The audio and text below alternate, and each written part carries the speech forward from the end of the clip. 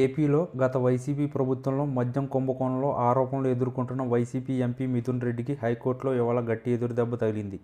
ఈ కేసులో తనను అరెస్టు కాకుండా ముందస్తు బెయిల్ ఇవ్వాలని కోరుతూ మిథున్ రెడ్డి దాఖలు చేసిన పిటిషన్పై విచారణ జరిపిన హైకోర్టు కీలక నిర్ణయం తీసుకుంది. దీంతో మిథున్ రెడ్డికి మరిన్ని కష్టాలు తప్పేలా లేవు.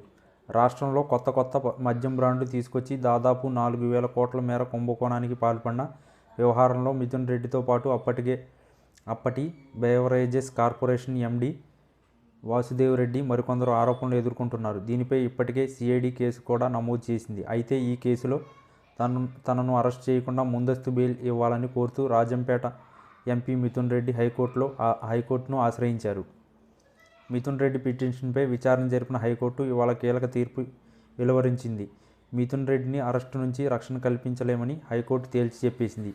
ఈ మేరకు ఎంపీ మిథున్ రెడ్డి అభ్యర్థనను హైకోర్టు తోసిపుచ్చింది. ఈ మేరకు కేసుకు సంబంధించిన పూర్తి వివరాలు సమర్పించాలని సిఐడిని ఆదేశిస్తూ విచారణను సోమవారానికి వాయిదా వేసింది. దీంతో మిథున్ రెడ్డిని సిఐడి అరెస్ట్ చేసేందుకు మార్గం సుగమం అయ్యింది.